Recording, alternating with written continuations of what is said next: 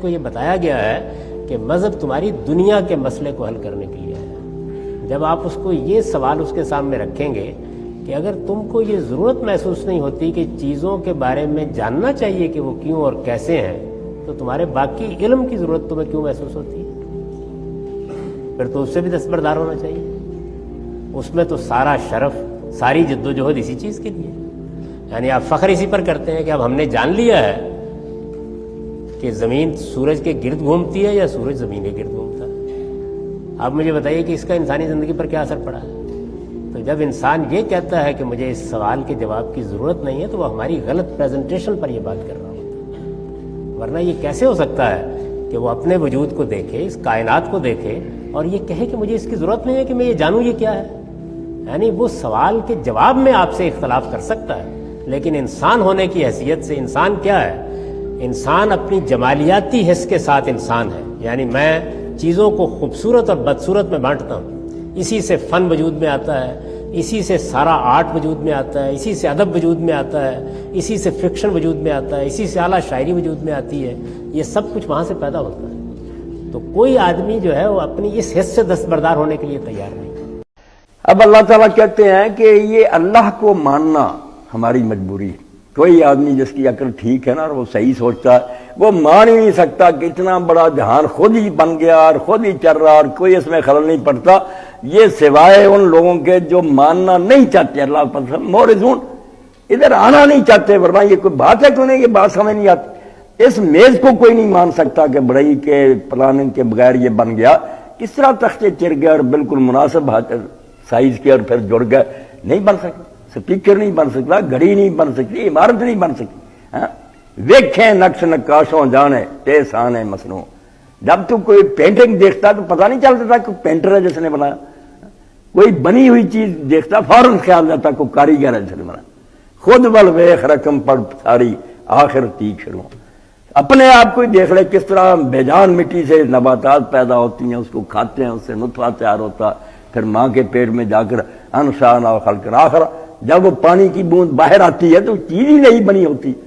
اگر لوگ اس دنیا میں نہ رہتے باہر سے انہیں کہا جائے یہ جو علامہ دہر اس وقت بیان کر رہا ہے، جس کے دماغ میں کمپیوٹر کی طرح یار سارے علم پڑے، یہ پانی کی ایک بوند ہے، وہ کیا گا مذاق کر رہے ہو، پانی میں بھی یہ ہو سکتا، مگر اللہ پانی پر تصویر بناتا۔ مگر ظالم لوگ اللہ کو ماننا نہیں چاہتے۔ یہ کوئی الہاد اور یہ جو نا دہریت علم نہیں ہے، صرف حرام زدگی ہے، جان بوجھ کر حق کا انکار کرنا۔ حضرت سیدنا امام ابو حنیفہ رحمۃ اللہ علیہ کے دور میں جب ایک دہریہ خلیفہ کے دربار میں آ گیا، کہنے لگا اپنے امام کو بلاؤ میرے ساتھ بحث کرے، کہاں ہے خدا؟ وہ خدا کو ایسی چیزیں پکڑ کر دکھا دے، اور نتیجہ یہ نکلا کہ خدا کے منکر اب اپنے منکر ہو گئے۔ نفسیات کے جو پڑھانے والے استاد ہیں دوسرے، وہ کہتے ہیں ثابت کرو آدمی کے اندر روح ہے، کوئی روح نہیں، یہ تو مادہ ہی ہے ملا ہوا، بس وہ پردے ختم ہو جاتا، نہ اس میں کوئی شے آتی ہے نہ نکلتی، خود اپنے ہی منکر ہو گیا کہ ہمارے اندر روح نام کی کوئی چیز نہیں، دلائل مانگ رہے ہیں۔ تو کیا منایا جائے کسی آدمی کو اگر وہ اپنی عقل کا انکاری ہو جائے؟ کہ یہاں کہاں عقل یار، سارے انسانوں کے سر ایک طرح کے بنے ہوئے جس میں عقل زیادہ، تو یہ باتیں نہیں مانی جا سکی۔ ہم اردو کے کورس میں پڑھتے تو درمیان میں بات آ گئی کہ خوجی تھا مولویوں کے ساتھ مناظرہ، ایک دہریہ کرا، وہ آ گیا سادہ سا آدمی، اس نے کہا یار میں اس کو سمجھتا، اس نے پتھر اٹھا کر نہ یا کوئی روڑا مارا اس کے، اب وہ کہتا میرے درد ہو رہی ہے، اس نے کہا مجھے درد دکھا دو، درد دکھاؤ جو آنکھوں سے مجھے نظر آئے کہ درد ہے محسوس ہی کر رہے ہو کہ درد ہو، دکھاؤ نا مجھے کہ میں آنکھوں سے دیکھوں، اور اگر میں کہوں کوئی نہیں، جھوٹ بولتے، درد نامی کوئی شے نہیں، مجھے نظر نہیں آ رہی۔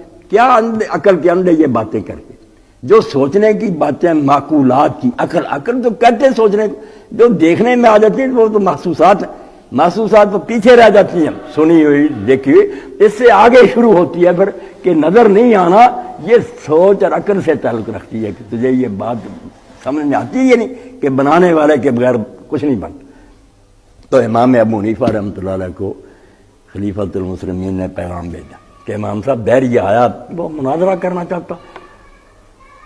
امام صاحب رحمۃ اللہ علیہ جان بوجھ کر دیر سے پہنچے، بہت دیر کر، جب گئے تو اس نے کہا دہریے نے کہ آپ نے امام صاحب ہمیں بڑا پریشان کیا، آپ دیر سے آئے۔ آپ نے فرمایا یار تیرے علم میں ہوگا کہ میرا گھر دریائے دجلہ کی دوسری طرف ہے، شاہی محل ادھر ہے، میں دوسری طرف رہتا ہوں۔ میں جب وہاں آیا ہوں تو وہاں ایک عجیب صورتحال پیش آئی، کشتی کوئی نہیں، کوئی ملاح نہیں تھا جو مجھے پار کرائے۔ میں وہاں کھڑا حیران سوچتا تھا کہ اب کیا بنے گا۔ میرے دیکھتے ہی وہاں لکڑی کا ایک نا بہت بڑا آیا ٹکڑا، وہ پھر خود ہی چر گیا، اس کے مناسب ٹکڑے چر گئے، پھٹے بن گئے، پھر وہ آپس میں جڑ گئے، میکھیں لگ گئیں، کشتی تیار ہو گئی، چپو آ گئے، وہ خود بخود چلنے لگی، میں پھر اس میں بیٹھ گیا۔ یہ تماشا میں دیکھتا رہا، اس لیے دیر ہوگی۔ اس نے کہا دہری نے، امیر المومنین آپ نے ایسے جھوٹے کو بلایا، اس سے بڑا کذاب اور دجال بھی کو ہو سکتا ہے کہ خود ہی لکڑی آئی ہے، خود ہی چر گئی، تختے جوڑ گئے مناسب سائز کے۔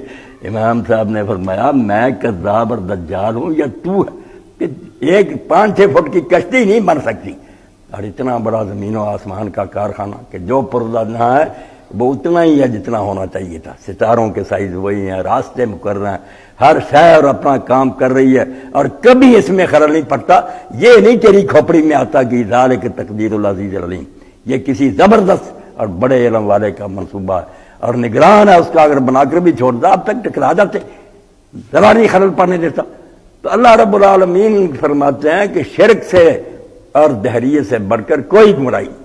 اسی لیے اللہ تعالیٰ نے جیسا حکیم صاحب نے فرمایا قرآن میں کہا کہ مشرک جو ہیں نجس، یہ پلید جانور ہیں، اور امام ابو حنیفہ رحمۃ اللہ علیہ کے علاوہ اہل البیت اور ظاہری اور امام شافعی لوگ جو ہے وہ کہتے ہیں ان سے کافر جو ہیں مشرک کوئی اسلامی حکومت کو اجازت نہیں ہے کہ جزیہ لیں۔ یہ وہ لوگ نہیں جن کو زندہ رہنے کا حق دیا جائے، یہ کوئی مذہب ہے کہ اپنے ہاتھ سے ایک پتھر کو تراش لیتے پوچھتے، یہ بالکل انسانیت سے خارج لوگ۔ جزیہ لیں گے صرف اہل کتاب سے لیں گے، اور مجوسی بھی حدیث کی وجہ سے کہ ان میں بھی نبی آیا تھا، ورنہ باقی لوگ جو ان کو مجبور کر دیا جائے گا کہ اسلام لاؤ، اسلام نہیں لاتے تو کم از کم اہل کتاب بنو، ورنہ تمہارا علاج صرف سر اڑا دینا۔ شرک بھی کوئی علم ہے،